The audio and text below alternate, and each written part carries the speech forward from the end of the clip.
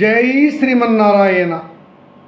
ఈరోజు మనం ధర్మపదం గ్రంథములోని చాప్టర్ 4 విభాగము 44 అరణ్యవాసములో ఉన్న ధర్మరాజు ద్రౌపదిల సంవాదము. ధర్మరాజు చెప్పినటువంటి ఓర్పు, సహనము, క్రోధము అని వాటి గురించి విందాం. ధర్మరాజును చేరి ద్రౌపది ఇలా అంటుంది: రాజా, ధర్మనందన, మీకు తెలియని ధర్మములు లేవు. మనలను మన దాయాదులు అన్యాయముగా మోసముతో మన రాజ్యాన్ని కబలించారు. మనని 13 ఏండ్లకు దేశం నుంచి బయటికి పంపివేశారు.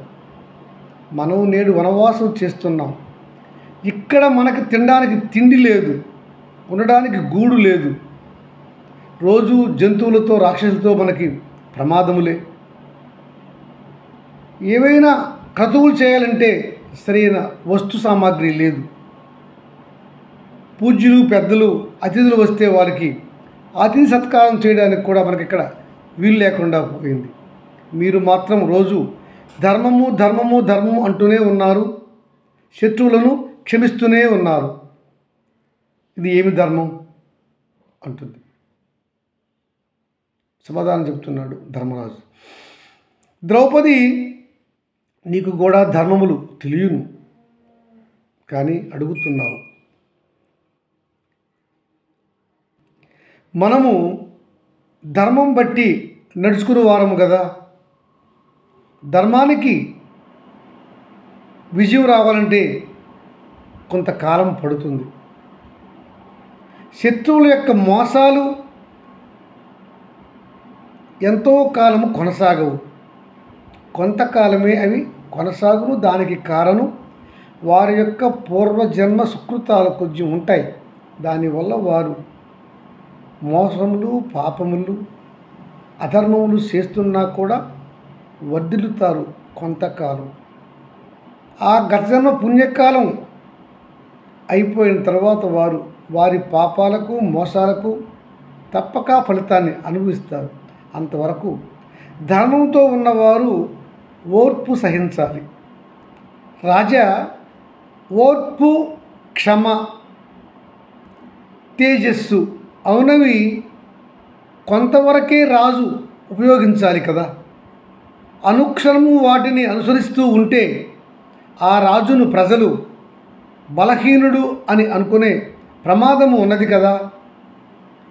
మనం ఎంతకాలము ఓర్పు, సహనము వహించి తేజస్సును పక్కన పెడదాం అంటుంది ద్రౌపది.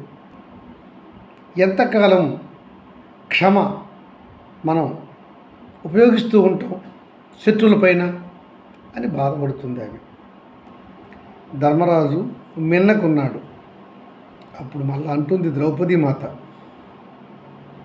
ప్రాణేశ, పూర్వకాలంలో ప్రహ్లాదుడిని తన మనుమడైనటువంటి బలిచక్రవర్తి ఈ విధంగా అడుగుతున్నాడు. శ్రీ మహావిష్ణువునికి అత్యంత ఇష్టుడైన భక్తుడు మా తాత ప్రహ్లాదుడు. ప్రహ్లాద మహాశయ, మానవుడికి, ముఖ్యంగా రాజుకి క్షమ గొప్పదా, తేజస్సు గొప్పదా, ఓర్పు గొప్పదా అంటే అక్కడ క్షమ అంటే క్షమించటం, తేజస్సు అంటే శౌర్యాన్ని చూపించటం. ఏది గొప్పది అని అడుగుతున్నాడు తాత అయిన ప్రహ్లాదుడిని మనుమడు బలిచక్రవర్తి.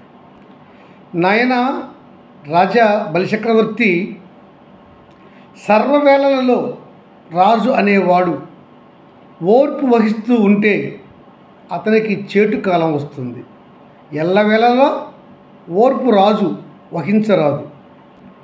అలాగే రాజు అనేవాడు ఎల్లవేళలా ప్రతాపము, శౌర్యము చూపరాదు. గనుక తేజస్సు అంటే శౌర్యము, క్షమ అనేవి కాలానుగుణంగా రాజు ఆలోచించి తగు నిర్ణయం తీసుకొని ఉపయోగించాలి. రాజు అనేవాడు ఎల్లకాలము ఓర్పు క్షమతో ఉంటే పక్కన ఉన్నటువంటి రాజులు, అతని రాజ్యంలో ఉన్న ప్రజలు, అతని అధికారులు, సైనికాధికారులు ఆ రాజుని గౌరవించరు, ఆ రాజు మాటకు విలువివ్వరు. కనుక ఎల్లవేళలా ఓర్పు క్షమ కూడా అవసరం లేదు. అలా ఓర్పు వహిస్తూ పోతూ ఉంటే పరిపాలన గాడి తప్పుతుంది, ప్రజలు కూడా దారి తప్పుతారు. కనుక విచక్షణతో పరిపాలన సాగించాలి. అనగా రాజు ఎప్పుడు ఓర్పు వహించాలి, ఎప్పుడు ప్రతాపం చూపించాలి అనేది తన బుద్ధితో నిర్ణయించుకొని ముందుకు సాగాలి.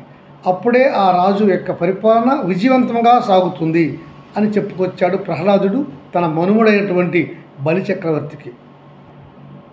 గనుక ధర్మరాజ బలిచక్రవర్తికి తన తాత చెప్పినటువంటిగా విషయాన్ని జ్ఞాపకం చేసుకున్నాము. మనకు ఈ కౌరవులు ప్రతిసారి అపకారం చేస్తూనే ఉన్నారు, మోసములు చేస్తూనే ఉన్నారు, అవమానములు చేస్తూనే ఉన్నారు. ప్రతీకారం తీర్చుకుందామని నీ సోదరులు ముందుకు వెళ్తే ముందుకు నువ్వు వారిని వెళ్ళనివ్వట్లేదు. ఎందుకు ఇలా, ఎన్నాళ్ళు ఇలా అని బాధపడుతుంది ద్రౌపది. చెప్తున్నాడు ధర్మజుడు, ఓ అగ్నిపుత్రి ద్రౌపది, అకారణంగా అకాలంలో అనవసరంగా కోపము తెచ్చుకుంట, అది క్రోధముగా మారుట మానవునికి మంచిది కాదు. అకాల కోపము, అకారణ కోపము, అనవసర కోపము క్రోధంగా మారుట వల్ల మానవుడి 3 పురుషార్థములకు అది నష్టము తెచ్చును. కోపముయే చెడ్డది, పైగా అకారణ అతి కోపము అనేది క్రోధంగా మారుట వల్ల అది మరీ చెడ్డది, పాపానికి దారితీయును. అలా క్రోధము పెరిగిన మానవుడు 3 ధర్మాలకు విఘాతం కలిగించుకొనును. అతని ధర్మ అర్థ కామములు అనే 3 గుణములు కూడా నష్టానికి పోవును ఈ క్రోధం వలన. కోపముతో కానీ క్రోధంలో కానీ ఉన్న మానవుడు సరి అయిన నిర్ణయం తీసుకోలేడు, అందువల్ల అతను పతనమోగును. కోపిష్టి అయిన మానవుడు సరి అయిన నిర్ణయం తీసుకోలేడు, తల్లిదండ్రులను, గురువులను, పెద్దలను గౌరవించలేడు. చివరికి వారిని హత్య చేయటకు కూడా ఆ క్రోధముతో ఆ కోపిష్టి మానవుడు వెనుకాడడు. క్రోధంతో ఉన్న మానవుడు తన భార్యను, సంతానాన్ని కూడా హింసించి చివరికి హత్య కూడా చేయగలుగుతాడు. ఎందుకంటే కోపంతో ఉన్న మానవుడు, క్రోధంగా మార్చుకున్న మానవుడు ధర్మ నిర్ణయం చేసుకొనలేడు. అతడు వివేక శూన్యుడు, వివేకము లేకుండా ఉంటాడు. అయితే వివేకంతో ఉన్నవాడు, వివేకంతో ఉన్న మానవుడు, ధర్మముతో ఉన్న మానవుడు తనకి అవసరానుగుణముగా కోపం తెచ్చుకొనవచ్చును. అవసరరీత్యా మాత్రమే అతనికి కోపం వచ్చును. అవసరానుగుణంగా వచ్చే కోపము ఆ ధర్మజ్ఞుడికి ఎప్పుడు కూడా క్రోధంగా మారదు. ఏ మానవుడికైతే కోపము తన నియంత్రణలో ఉండదో అది క్రోధంగా మారును, అతనిని అధఃపాతాళానికి త్రోసివేయును ఆ క్రోధము. గనుక ద్రౌపది, క్రోధము అనున్నది మితిమీరిన కోపము, అనవసర అకాల కోపము. దీనినే మనం క్రోధము అందురు. ఈ క్రోధము మనుషుని అధఃపాతాళానికి తోసివేయును. గనుక ఉత్తములు, ధర్మజీవనులు, యోగులు అనవసర కోపానికి పోరు, ఎందుకంటే అది క్రోధంగా మారును. జ్ఞానవంతుడు, ధర్మపరుడు అయిన మానవుడు తన తెలివితేటలు, బుద్ధి అనే నీటితో అనవసర కోపాన్ని, క్రోధాన్ని ఆపివేస్తూ ఉంటాడు.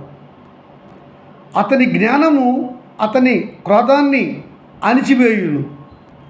అట్టివానికి ధర్మము, తేజము, విజయము సులువుగా వరిస్తాయి.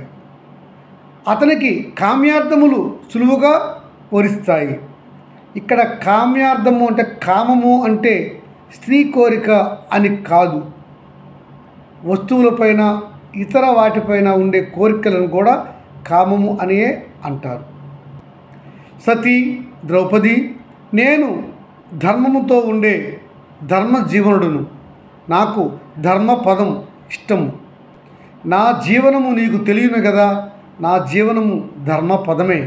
అందులకు నేను అనవసర కోపము, అకాల కోపము వహించను. అయితే అవసరాన్ని బట్టి నేను కూడా కోపాన్ని ఉపయోగిస్తాను. అజాతశత్రువైన ఓ ధర్మరాజా, మీరు ధర్మము అంటూ క్షమ అంటూ ఉండటం వల్ల, మీ యొక్క అధిక క్షమ, అధిక ధర్మగుణం వల్ల మిమ్మల్ని నమ్ముకున్న మాకు న్యాయము జరగట్లేదు. మేము కనీసం తిండికి కూడా లేక బాధపడుతున్నాం. దానిని కూడా మీరు ఆలోచించవలను కదా.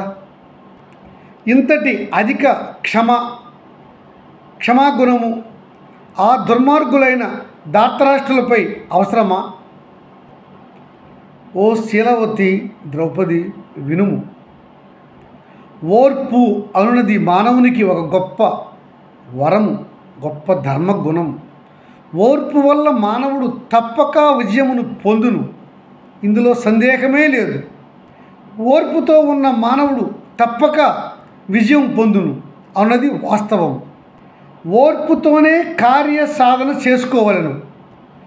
ఓర్వలేనితనము, దయ, పరాక్రమము, వేగము అవునవి తేజం నుంచి పుట్టినవి. కానీ క్షమ వలన బలము చేకూరును. కశ్య ప్రజాపతి ధర్మం ప్రకారము చూస్తే వేదాలు, యజ్ఞములు, శౌచము, సత్యము, ధర్మము, విద్య మరియు సమస్త చరాచర ప్రాణికోటి కూడా క్షమ పైన మాత్రమే వృద్ధి చెందే. క్షమపైనే అవన్నీ కూడా నిలుస్తాయి. క్షమవంతులు అంటే క్షమ కలిగిన వారు బ్రహ్మజ్ఞాన పరులతోనూ, మహర్షులతోనూ, వేదజ్ఞానులతోనూ సర్వ సమానులు. అది వారికి సత్ప్రవర్తన సుమా. ఓ నా సతీమణి ద్రౌపది, నాకు బోధించిన వారు వ్యాసుల వారు, భీష్మ తాత, ద్రోణాచార్యులు, విదురులు, కృప సంజయులు, వీరంతా కూడా క్షమయే ఉత్తమము అని నాకు బోధించింది. నా క్షమ, ఓర్పు, సత్యపదమును వారందరూ మెచ్చుకొందురు. అది కూడా నీకు తెలియను కదా.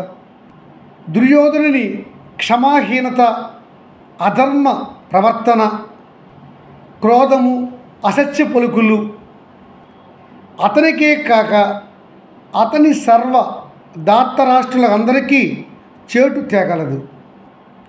గనుక ద్రౌపది, మనం సత్పురుషుల ప్రవర్తన, బోధనలు వినవలను, మండించవలను.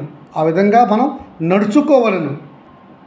వారి జీవన విధానం మనకి ఆదర్శం కావాలి. ఓ వనితామణి ద్రౌపది, రుజు ప్రవర్తన, ధర్మ నడత, సత్యశీలము, క్రోధరహిత జీవితము, ఓర్పు, దైవచింతన ఇవన్నీ కూడా మానవునికి సత్వర ఫలితాన్ని ఇవ్వకపోవచ్చును, కానీ దీర్ఘకాలంలో ఉత్తమ ఫలితాలను ఇచ్చును. సందేహమే లేదు. ఈ ఉత్తమ గుణాలు మహోన్నత సర్వోత్కృష్ట జీవన ప్రమాణాలు, మహోన్నత ఫలితాలను మానవునికి ఇచ్చును అని చెప్పుకొచ్చారు ధర్మరాజు. జై శ్రీమన్నారాయణ.